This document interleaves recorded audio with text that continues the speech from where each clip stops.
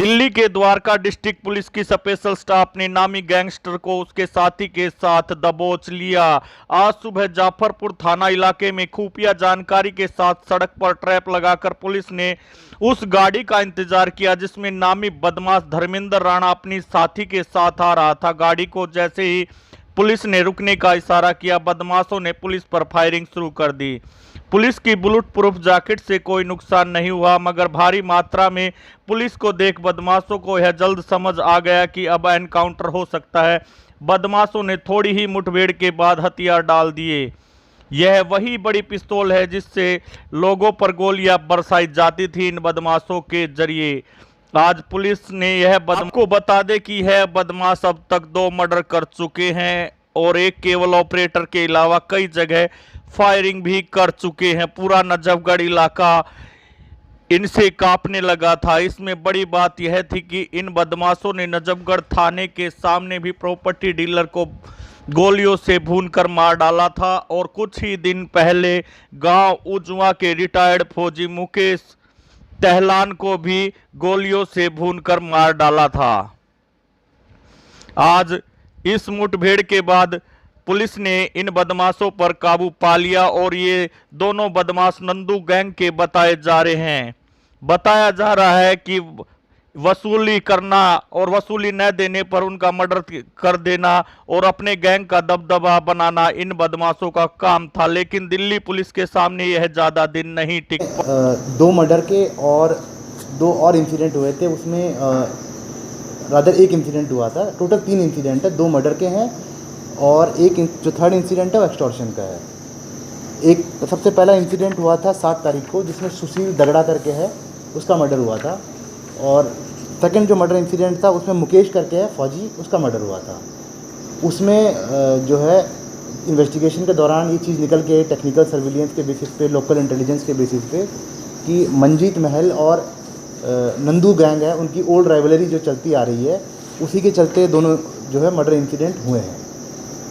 पहले वाले इंसिडेंट में जो सुशील दगड़ा है वो प्रदीप सोलंकी का क्लोज है, जो कि मंजीत महल का एसोसिएट है। और सेकंड जो राकेश है, राकेश बीसी है जाफरपुर कलां का, वो मंजीत महल का एसोसिएट है, लेकिन मिस्टेकन आइडेंटिटी के चलते उसके ब्रदर का मर्डर हो गया। और डेस्पिरेशन जो है क्रिमिनल्स का इतना ज़्यादा था कि 7 तारीख को पहला इंसिडेंट किया उन्होंने, 16 तारीख को उन्होंने एक इंसिडेंट किया कापासेड़ा के इलाके में, फायरिंग का इंसिडेंट केबल ऑपरेटर के यहाँ पे। 22 तारीख को एक इंसिडेंट हुआ, यानी कि बहुत ही शॉर्ट इंटरवल्स पे लोग इंसिडेंट कमिट किए जा रहे थे। डेस्पिरेशन बहुत ज़्यादा थी, इसलिए हमें एक्ट करना हमारे लेवल पे बहुत ज़्यादा ज़रूरी हो गया था, ताकि और लाइफ को हार्म ना पहुंच सके।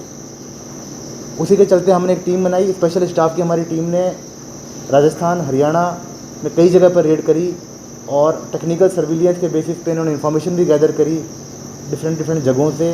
तब ये चीज़ निकल के आई कि नंदू के 2 एसोसिएट्स हैं, अमित गुलिया और अंकुश भालू, वो इस इंसिडेंट के पीछे मास्टरमाइंड थे।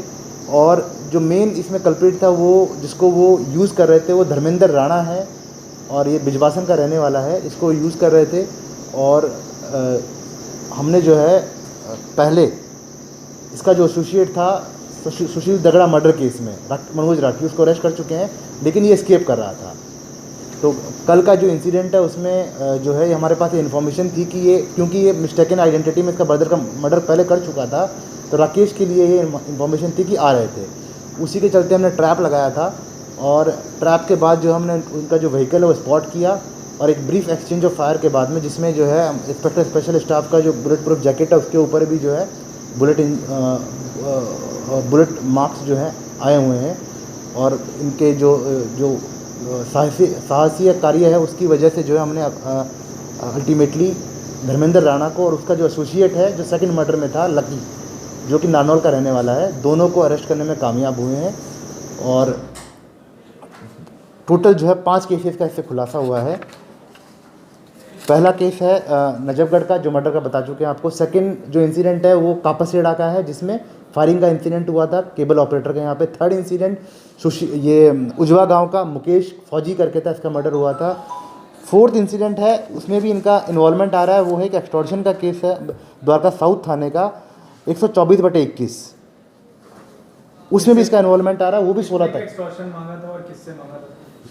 इसमें नरोत्तम करके प्रधान है मार्केट का, उससे एक्सटॉर्शन की डिमांड आई थी और उसमें एक्सटॉर्शन की डिमांड जो स्पेसिफिक नहीं थी, लेकिन ये लोग वहाँ से एक बार 75,000 का एक्सटॉर्शन कर चुके हैं और सब्सिक्वेंट जो है रेगुलर इंटरवल्स पे एक्सटॉर्शन का इनका प्लान था और उसमें भी जो है ये किंग पिन की तरह पे काम कर रहा था धर्मेंद्र राणा।